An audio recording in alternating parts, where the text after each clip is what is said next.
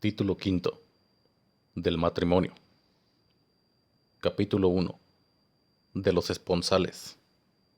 Artículo 139. Se deroga. Artículo 140. Se deroga.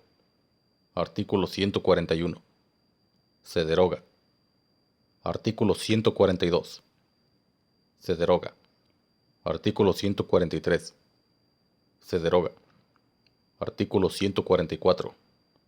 Se deroga. Artículo 145. Se deroga.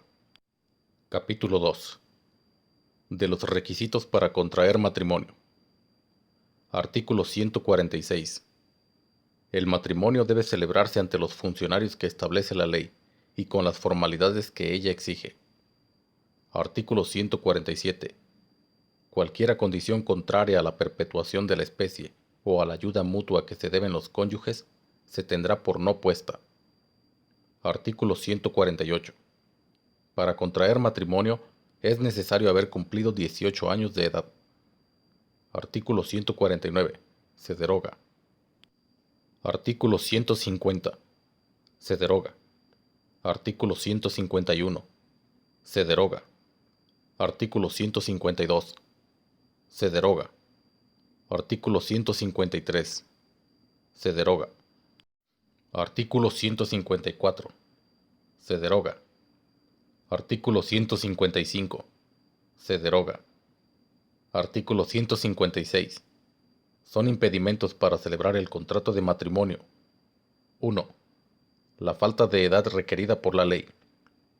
2. Se deroga. 3. El parentesco de consanguinidad legítima o natural, sin limitación de grado en la línea recta, ascendente o descendente.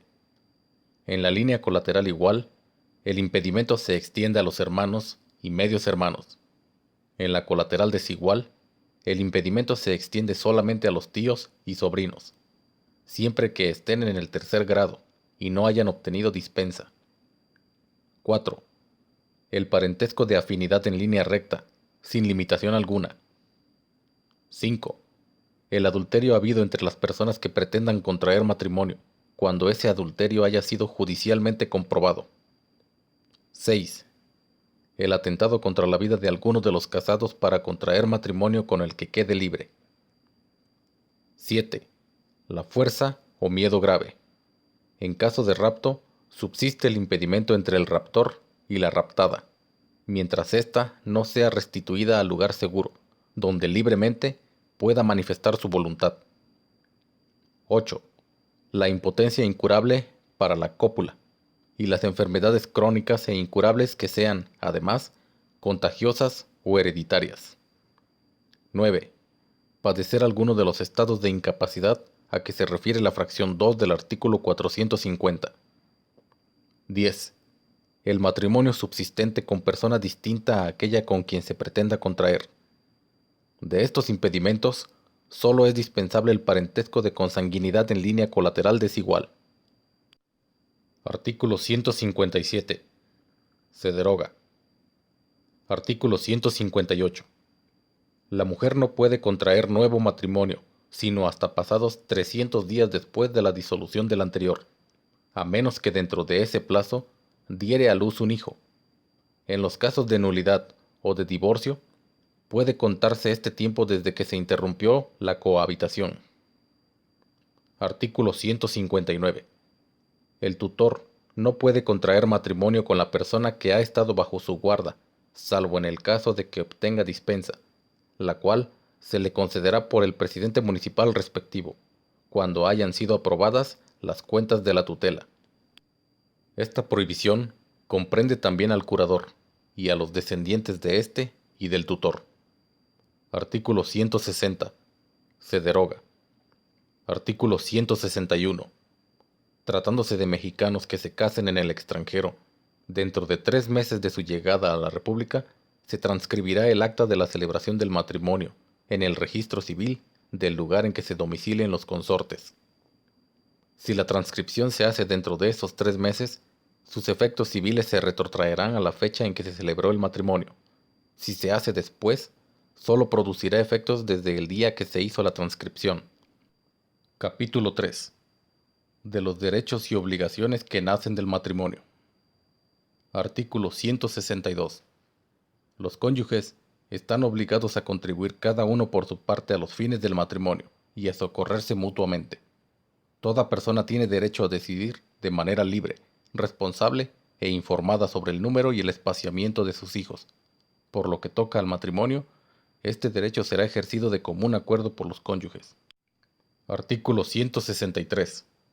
Los cónyuges vivirán juntos en el domicilio conyugal.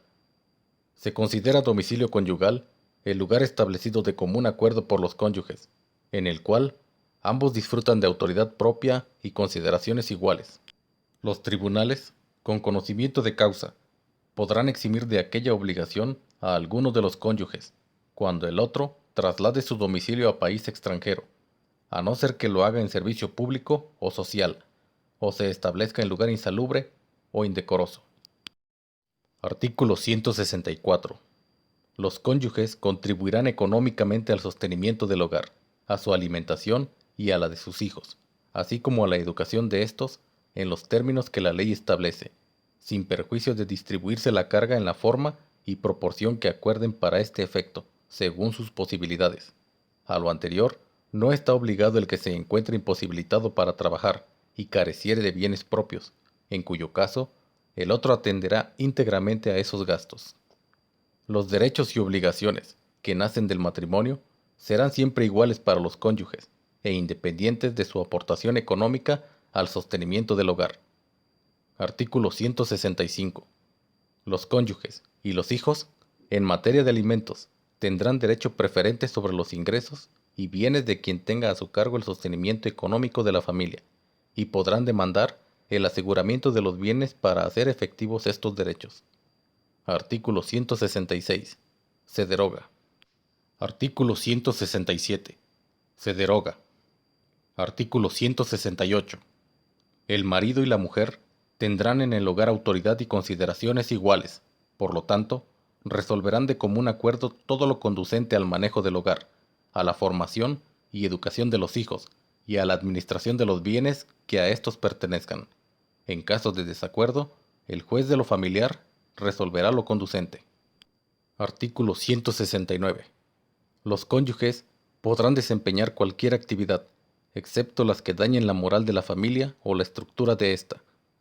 Cualquiera de ellos podrá oponerse a que el otro desempeñe la actividad de que se trate, y el juez de lo familiar resolverá sobre la oposición. Artículo 170. Se deroga. Artículo 171. Se deroga. Artículo 172. El marido y la mujer tienen capacidad para administrar, contratar o disponer de sus bienes propios y ejercitar las acciones u oponer las excepciones que a ellos corresponden, sin que para tal objeto necesite el esposo del consentimiento de la esposa, ni ésta de la autorización de aquel, salvo en lo relativo a los actos de administración y de dominio de los bienes comunes. Artículo 173. Se deroga. Artículo 174. Se deroga. Artículo 175. Se deroga. Artículo 176. El contrato de compra-venta solo puede celebrarse entre los cónyuges cuando el matrimonio esté sujeto al régimen de separación de bienes. Artículo 177. El marido y la mujer, durante el matrimonio, podrán ejercitar los derechos y acciones que tengan el uno en contra del otro, pero la prescripción entre ellos no corre mientras dure el matrimonio. Capítulo 4. Del contrato de matrimonio con relación a los bienes. Disposiciones generales. Artículo 178. El contrato de matrimonio debe celebrarse bajo el régimen de sociedad conyugal o bajo el de separación de bienes. Artículo 179. Las capitulaciones matrimoniales son los pactos que los esposos celebran para constituir la sociedad conyugal o la separación de bienes, y reglamentar la administración de estos en uno y en otro caso. Artículo 180.